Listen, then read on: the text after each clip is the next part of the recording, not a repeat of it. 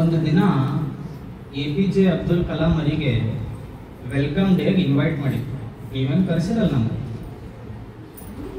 Welcome ಡೇಗೆ invite ಮಾಡಿದಾಗ APJ Abdul Kalam ಅವರು ಮಾತನಾಡಬೇಕಾದ್ರೆ ಒಬ್ಬ ಪ್ರಶ್ನೆ ಮಾಡ್ದ ಇಂಗ್ಲಿಷ್ ಒಳಗೆ.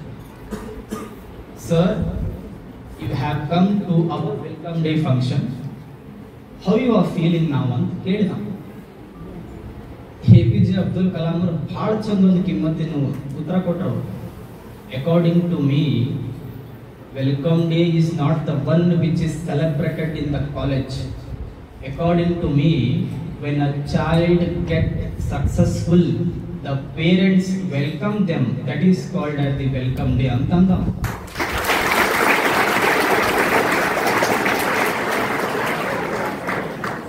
When a child gets succeed, the parents will get a huge welcome in their town. That is called as welcome day.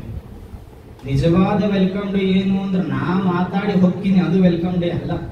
ನಿಜವಾದ welcome day ಯಾವುದು ಅಂದ್ರ ಯಾವಾಗ ತನ್ನ ಮಗ ಚಂದ ಕಲ್ತು ಬರ್ತಾನ, ಯಾವಾಗ ತನ್ನ ಮಗಳು ಸಾಧನೆ ಮಾಡಿ ಬರ್ತಾಳ, ಮನೆಗೆ ಸಾಧನೆ ಮಾಡಿದ ಮಕ್ಕಳು ಬಂದಾಗ ಹೆತ್ತ ತಂದೆ ತಾಯಿ ಊರನ್ನವ್ರನ್ನೆಲ್ಲ ಸೇರಿಸಿ ಆರತಿ ಮಾಡಿ ನನ್ನ ಮಗ ಸಾಧನೆ ಮಾಡ್ದ, ನನ್ನ ಮಗಳು ಸಾಧನೆ ಮಾಡುದು ಅಂತ ಹೆಮ್ಮೆಯಿಂದ ಹೇಳ್ಕೊಂತಾವಲ್ಲ, ಅವತ್ತು ನಿಮ್ಗೆ ವೆಲ್ಕಮ್ ಡೇ ಆಗ್ತದ. ಅಲ್ಲಿವರೆಗೂ ನಿಲ್ಬಾಡ್ರಿ ಅಂತ APJ ಅಬ್ದುಲ್ ಕಲಾಂ ಹೇಳ್ತಾರೆ.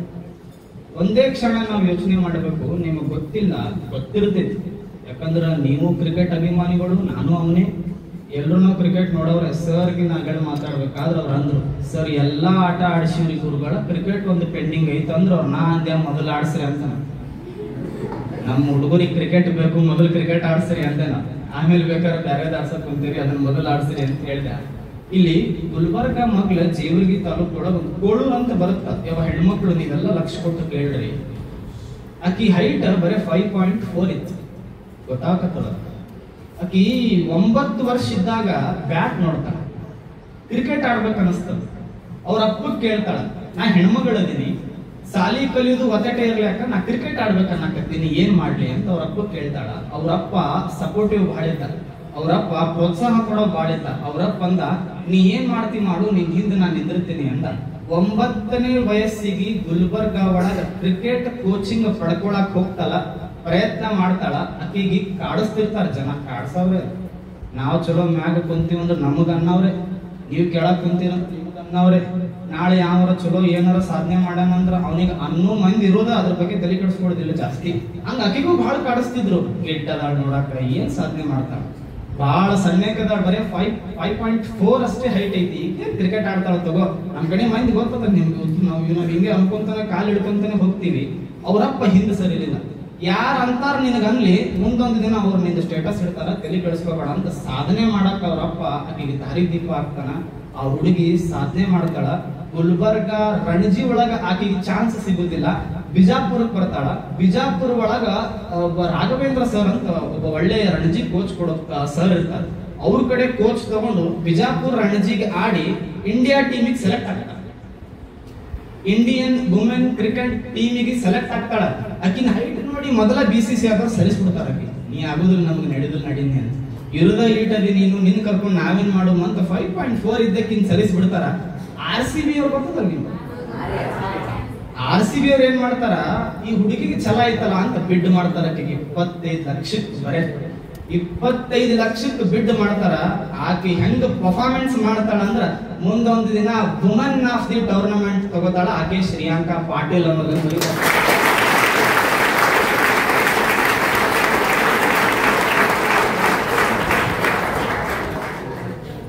17 ವರ್ಷ ಆತು, ಒಟ್ಟ ಕಪ್ ಗೆದ್ದಿದ್ದಿಲ್ಲ ನಾವು.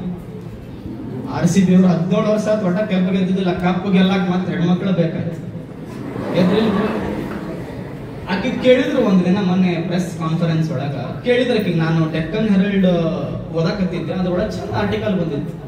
ಕೇಳಿದ್ರು, what is the reason behind your success ಅಂತ ಕೇಳಿದ್ರು. ಆಕಿ ಹೇಳಿದ್ರು, there is no one reason behind my success, there is none behind my success, there is only one who stood behind me with my problems, that is my dad.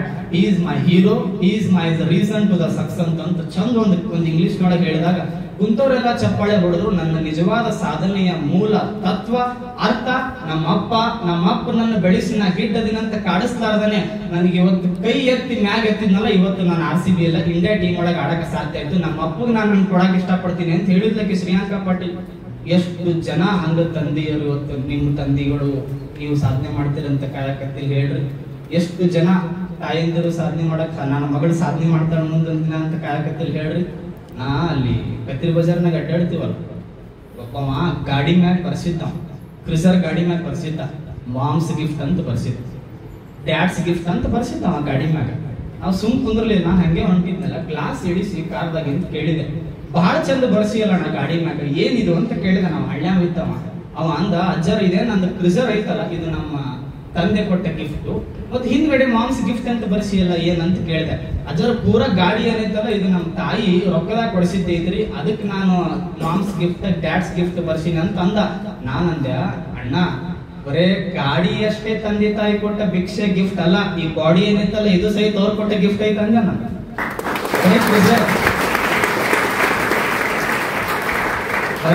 ಬರೇ ಕ್ರಿಸರ್ ಅಷ್ಟೇ ತಂದೆ ತಾಯಿ ಕೊಟ್ಟ gift ಅಲ್ಲ, ಇದು ಬಾಡಿ ಐತಲ್ಲ ಇದು ಅವ್ರು ಕೊಟ್ಟ ಗಿಫ್ಟ್. ಈಗ ಮ್ಯಾಗಿನ ಉದುರಿ ಬಿದ್ದೀವಿ ನಾವು, ತಂದೆ ತಾಯಿ ಕೊಟ್ಟ ಗಿಫ್ಟೇ ಅಲ್ಲಿ ಏನಿದು. ಸತ್ಯವಾಗ್ಲೂ ಹೇಳ್ತೀನಿ, ಜೀವನ ಹಾಳು ಮಾಡ್ಕೋಬೇಡ. ಫಸ್ಟ್ PU ಸೆಕೆಂಡ್ PU ಅದಕ್ಕೆ ಇರೋದಲ್ಲ. ಈ 2 ವರ್ಷ ನಿಮ್ಮ ಜೀವನದ ಟ್ವಿಸ್ಟ್. ನಿಜವಾಗ್ಲೂ ಹೇಳ್ತೀನಿ, ನನಗೆ ಅನುಭವಿಸಿದ್ ಹೇಳಕತ್ತೀನಿ. ಇಲ್ಲಿಂದ ಮ್ಯಾಗ ಎದ್ರ ಮ್ಯಾಗ ಹೋಗ್ತೀರಿ, ಬಿದ್ರಿ ದೇವರಾಣಿ ಮ್ಯಾಗ ಬರಕ್ ಸಾಧ್ಯ. ಹೆಂಗ ಹಳ್ಳ ಹಿಡಿತೀರಂದ್ರೆ ನನ್ನ ಜೊತೆ ಸಹಪಾಠಿಗಳು ಹುಡುಗರು ಬಹಳ ಜನ ನೋಡಿನ ನಾನು. ಈ ದೋಸ್ತರ ಮ್ಯಾಗೂ ಬಹಳ ಡಿಪೆಂಡ್ ಆಗ್ತದ ಕೆಲವೊಂದ್ಸಲ. ನನ್ನ ಜೊತೆ ಇರೋ ಸಹಪಾಠಿ ಹುಡುಗರೆಲ್ಲ ಬಹಳ ಜನ ನೋಡಿನ ನಾನು. ಅವ್ನು ಬಹಳ ಒಂದು ಇಂಗ್ಲಿಷ್ ಒಳಗ ಮಾತೇ ಐತಿ, who is called as real friend, the one who claps for our success and slaps for our mistake is called as real friend. ಯಾರು ನಮ್ಮ ಸಾಧನೆ ಮಾಡಿದಾಗ ಚಪ್ಪಾಳೆ ಹೊಡಿತಾನ ಶಬಾಷ್ ಮಗನೆ ಅಂತಾನಲ್ಲ ಅವ ಫ್ರೆಂಡ್. ಯಾರು ನಾವು ತಪ್ಪು ಮಾಡಿದಾಗ ಕಪ್ಪಾಳಿ ಹೊಡಿತಾನಲ್ಲ ಅವನೇ ನಿಜವಾದ ಗೆಳೆಯ. ಅಂತ ಗೆಳೆಯ ಇದ್ನ ಇಟ್ಕೋರಿ, ಇಲ್ಲ ತೂರಿ.